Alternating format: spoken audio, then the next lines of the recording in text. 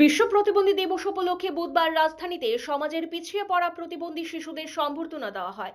এই অনুষ্ঠানে উপস্থিত ছিলেন সোনার মেয়ে দীপা কর্মকার সহ অন্যান্যরা। নিউ হোপ সামাজিক সংস্থার উদ্যোগে হয়েছে এই সম্বর্ধনা সভা। এই অনুষ্ঠানে বক্তব্য রাখতে গিয়ে জিমন্যাস্ট দীপা কর্মকার বলেন, প্রতিবন্ধী শিশুদের অভিভাবকদের সব সময় তাদেরকে হাসি খুশি রাখতে হবে। তারা যাতে না বুঝতে পারে যে তারা দিব্যাঙ্গ, তাদেরকে সব সময় উৎসাহিত করতে হবে। মনে রাখতে হবে তারাও এই দেশের ভবিষ্যৎ, তারাও এই দেশের জন্য, রাজ্যের জন্য, সমাজের জন্য, মানুষদের জন্য কিছু করতে পারে। তাই তাদেরকে উৎসাহিত করতে হবে। পাশাপাশি তিনি বলেন, সমাজের সকল অংশের মানুষদের মধ্যে কোনো না কোনো কৃতিত্ব আছে। সেই কৃতিত্বকে যাতে শিশুরা কাজে লাগাতে পারে সেই দিকে অভিভাবকদের খেয়াল রাখতে হবে। শিশুদের গালমন্দ করা যাবে না। দীপা কর্মকার দৃষ্টান্ত দিয়ে বলেন, প্যারা গেমসে মেডেল পেয়েছেন যে জিমন্যাস্ট, তার 2 হাত 2 পা নেই, এরপরও সে পুরস্কার পেয়েছে। প্রতিবন্ধী শিশুদেরকে লেখাপড়ার মাধ্যমে শিক্ষিত করে তুলতে হবে। তারা যাতে লেখাপড়ার মাধ্যমে নিজেকে সমাজে প্রতিষ্ঠিত করতে পারে সেদিকে নজর রাখতে হবে অভিভাবকদের। সম্বর্ধনা অনুষ্ঠানকে কেন্দ্র করে শিশুদের মধ্যে ব্যাপক উৎসাহ উদ্দীপনা প্রত্যক্ষ করা যায়।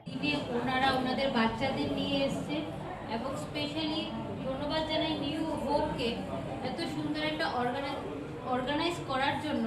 কারণ আজকে 3 ডিসেম্বর ওয়ার্ল্ড ডিসেবল ডে।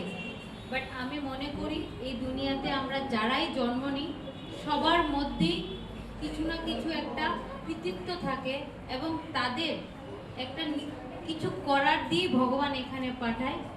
আমি একটাই কথা বলবো যে আজকে এই দিনে বাচ্চাদের, এই ডিসেবল বাচ্চারা আছে, ওদের যাতে কখনো না বলা হয় যে তোমরা ডিসেবল, ওরা পারবে। কারণ আমরা জানি ইন্ডিয়াতে এবং ওয়ার্ল্ডে এরকম অনেক ডিসেবল আছে যারা আমাদের, যাদের দেখে আমরা স্বপ্ন দেখি, যাদের দেখে আমরা সেলিব্রিটি ভাবি, যারা কিছু করেছে। এবং আমার দৃঢ় বিশ্বাস আমার সামনে যে বাচ্চাগুলি আছে ওনারাও একদিন আমাদের দেশে, রাজ্যের জন্য কিছু করবে এবং স্পেশালি ফ্যামিলির জন্য। আপনারা জানেন কিছুদিন আগে আমরা প্যারা গেমকে এতটা জানতাম না, কিন্তু আজকের দিনে যদি আমরা মেডেল তালিতে দেখি, প্যারা গেম আমাদের দেশের অনেক অনেক মেডেল এনে দিয়েছে এবং স্পেশালি আমাদের রাজ্যেও অনেক মেডেল আনছে। ব্যুরো রিপোর্ট, পজিটিভ বার্তা।